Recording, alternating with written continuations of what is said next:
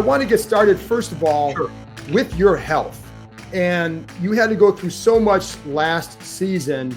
Where are you at right now with everything? How are you feeling? And just compared even at the end of the year, what more things can you do during the course of a day that helps you as a coach? Well, for the most part, I'm on the road to recovery. I'm in my 7th month of recovery. It has gone well, knock on wood. My reports have all been good, knock on wood. And I actually have a doctor's appointment on Friday for my checkup, for another checkup. Right now, I'm in the phase where it's every 3 months, every 6 months, and then every year, once a year. Every 3 months, it's been with my oncologist, my radiologist, and my ENT doctor, my surgeon. And then I get a scan every 6 months, and then I get a PET scan every year. That's the kind of the procedure that I'll go through for a while until each time the doctors get more and more comfortable. And then, so that's been going well. I still do have some fatigue. I try to take a quick 20-minute nap, 30-minute nap after workouts, after practice, stuff like that. And then sometimes later in the afternoon, I have to leave. I just, my head kind of buzzes a little bit. I do have a little bit of ringing in the ear every now and then. So, little things that are all part of the side effects that I'm still dealing with. I got a little neuropathy in my hands and my feet. But other than that, things have gone well. I've been able to come out to practice with energy. My meetings have been okay as far as energy level with the players. I did have to yell one time and get on one of the players pretty good, and I strained my throat a little bit. I had a appointment with my ENT surgeon, and she basically told me, "You can't yell." So which was hard. I said, "But I'm a coach." She goes, "I know." And she said, "I've had some other coaches. I've had a swimming coach that I had to tell you can't yell." So I can't yell. But good luck with that. Yeah, I know. Other than that, I think the hay fever, the allergies get to my throat a little bit as well. So I have to take a decongestant, Claritin D, every day to try and help keep that calm. But for the most part, it's gone well, though, John. Thank you. Well, good. I'm glad to hear that. And now switching an awkward segue to football, which is not more important, but it is the big topic. So based on the spring, what you were able to see in the OTAs and minicamp, what are you looking forward to most seeing in training camp? Us to take another step forward. That's the thing that you're always looking for, is that incremental steps. One of the things that was really pleasing about what happened during OTAs and minicamp, in phase 2, week 5 of the off-season program, we had about 75 to 78 guys show up for that week, which was really great. It was, from the guys I talked to, the coaches, we had the most players show up for that segment. Then when we got into OTAs for a couple of weeks, we had about 86 to 87 guys show up. And then the week of minicamp, mandatory minicamp, we basically had 100% of the guys that were eligible to be here. So that was really good to see. So I was very pleased about that. And what had happened was, during that whole time when the PA, the Players Association, the players were talking about what they wanted to do for OTAs and minicamps, our guys got together, had a great conversation. They talked to each other, and they decided that's how they were going to do it as a group. And so as a group, they showed up and participated. So that was one of the neat things, because you could see the kind of cohesiveness of the guys, of the leaders stepping up and talking about things that, hey, let's do this, and they did it. And then it showed by their attitude in terms of being here and performing and doing the things. That was probably the biggest thing I was really pleased with. The next thing was you watched the individual positions, the individual groups, the individual players. You could see that for the most part they were getting it, they understood. The guys that left here after last year's game against Tampa Bay came back with a little bit more resolve, I think. They came back with a little better understanding and feel for how things needed to go. Individually, you watched guys and you saw that there was a lot of improvement. A lot of guys took another step. One of the best examples for us on that is Antonio Gibson. You see he's got a little bit better feel for our offense. You see he's got a little bit better feel for the position and the skill sets, the techniques, the things that he's going to need to do. One of the things that I talked about with the coaching staff is that, guys, we're not going to start where we left off. That's unreasonable to think that we're going to start here. We're going to start down here with the basics, the base fundamentals, and we're going to start taking incremental steps to get better. So that's what I'm pleased with as far as OTAs and mini camps were concerned. That's what I'm hoping to see when we get started at training camp, when we get to Richmond. Obviously, there are some big expectations around this group because of how you finished, because of I think there's a lot more excitement around this team than there has been in a few years. You've been around teams that have gone into years with expectations. What is your job as a coach to either, I don't know if it's manage those expectations or dealing with those expectations, which is the better word, but how do you go about that? It's both. I'm going to have to manage the expectations. The thing I get you guys to understand, I'm not worried about what your expectations are, John, to be honest, the media's or the fan base. Sure. Or quite honestly, anybody outside of our realm, outside of our, excuse me for using it, our bubble. What's important is how we see ourselves, what our perception of ourselves are, and what's realistic. Okay, that's what's important to me. It should not be worrying about what is expected outside of our bubble. So that's going to be how we're going to have to manage them, how we're going to have to deal with them. It will always be, in my opinion, about what, again, comes back to what's important as opposed to what's interesting. With the quarterback situation, a lot was, you talked about having the competition, all that. What are you looking for in that competition? And from a veteran's impact, a guy like Ryan Fitzpatrick, what does he offer that clearly would give him an edge going into camp? I think how he's handled things in the past will have to be how he handles things now. I mean, he's done such a great job every stop he's been at. He's had success. He's done some really good things. I liked what he brought to the table in Miami most recently. But what I really appreciated was the way he handled the way we did things with OTA and minicamp. I loved his interactions with his teammates, the rapport he developed with the offensive line, the rapport he developed with the skill positions, the tight ends, the receivers, the running backs, and then the way he developed his relationship and his challenging of our defense. That's how you get better. That's what I'm expecting from him. And as long as he plays at a high level and he handles those situations, he's got every opportunity to be our starter. I sincerely mean that. And I've given the example. We got a chance to watch him do with Diami Brown.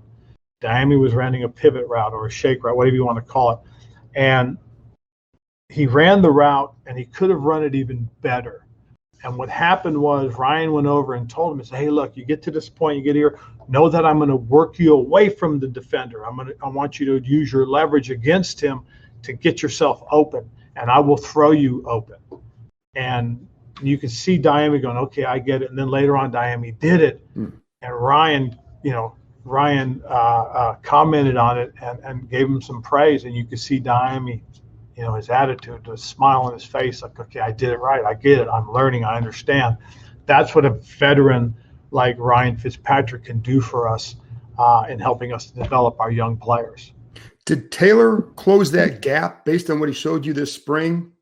I think Taylor pushed him, yes. And because Taylor came back bigger, stronger, we asked him about working and getting stronger, getting more physically fit in terms of his upper body. The one thing everybody got to remember, he was in school when we brought him back. So we didn't have an off season to really develop and work it because he was taking classes. But we talked to him prior to him leaving, said, hey, look, these are the things that we need you to do to get yourself ready to go and get yourself ready to perform at a high level for us. And he went and did it. He came in, looked really good. on up until he got stitches. Right. They were doing a walkthrough, and he went to hand the ball off to the running back, and the running back put his elbow up while Taylor leaned in, and he caught the elbow and it cut him right up here. He looked like Clubber Lane, who got a few rounds with Rocky. He had to get some stitches, so he missed a full week. But when he got back out there, he looked really good. He really did. He was out of the league for 2 years, so he could have gotten bigger at any point. Is there something else different about him as a quarterback now compared to when you guys had to cut him in Carolina? I think, and we didn't cut him, we just didn't bring him back. Okay. I think he's playing with a little more resolve. Okay. When we had him, and he did some really good things, but the thing he did was he was hesitant to do certain things. It was like he was trying to be too cautious. Now I think, especially after watching him, I think he realized that his strength is when he cuts it loose. That part of his game is the improvisation. Did I say that right? Yeah, improvisation, yeah. It's improvisation of plays. That's the truth. When you watch him do those things, that's what he does best. He makes things happen. And once he did that in those games last year, I think his teammates really respected that.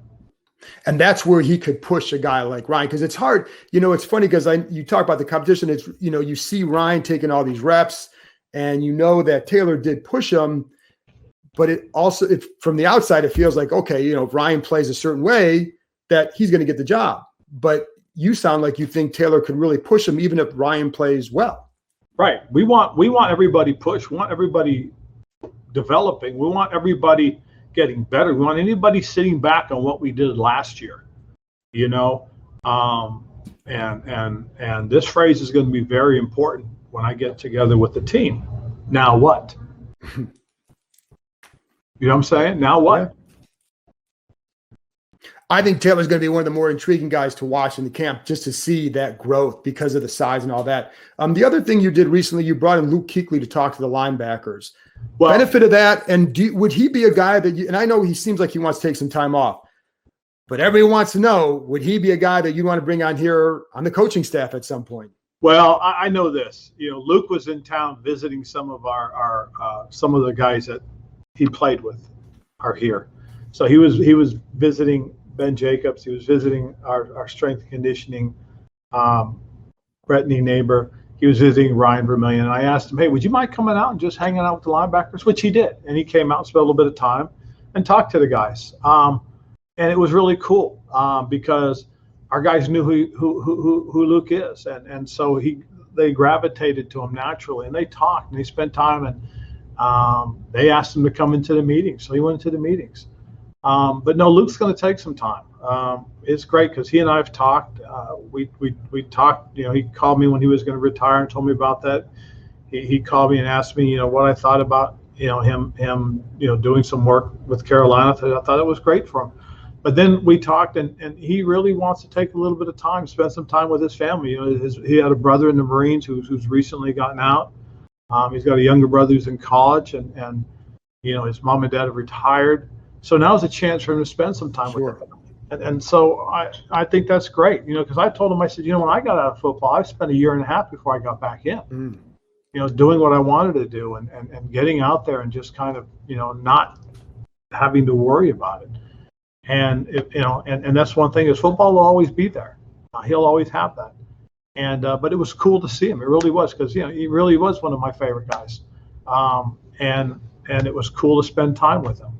And I'm just glad he, was up here visiting the guys, and he was willing to come by and see the guys. It was really neat to watch him interact with our guys and especially give Jamin and some of our other young guys some advice. And I got two more questions. So one, following up on that, did you hear anything from the players that said, hey, this is what I learned from him? And then did you see them apply that on the field? Yes, they learn how to study, how to pay attention to tape.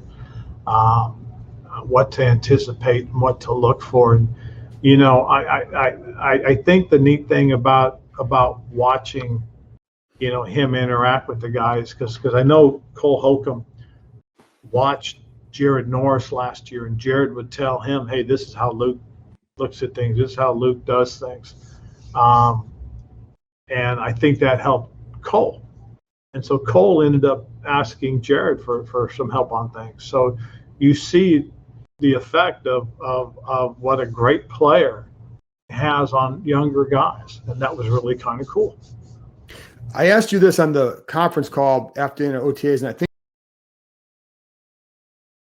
on the organization from a standpoint of when you look at things like scouting, do you change the way you scout, whether it's more work on less, more tape, less travel, or something that you found that maybe worked better because of that you're implementing? Probably the biggest thing it helped us with was with the draft process. We got to interview more people. We got to spend a little bit more intimate time with more people. One thing that I do is I do our top 100. The 100 guys we think fit us, the 100 guys we think we have a chance to draft. And I got to interview a good number of those guys. And, it's not the top 100 in the draft, but it's the top 100 we think that we'll have a chance to draft, that we think fit us the best. And this is the first time I got to really interview that many guys. You try to do it at the combine, you try to do it when you're out scouting, you try to do it at the Senior Bowl if you're at the Senior Bowl. But this was different because it was a phone call and then Zoom. I mean, that's, you can get on the phone, but it was kind of neat to see guys in person, sort of, by Zoom. And I think that's going to be a tool that we'll continue to use if we're allowed to. That was one of the things I saw that it helped us. We used it in the off-season program, and I think that this may be part of the wave of how we do things.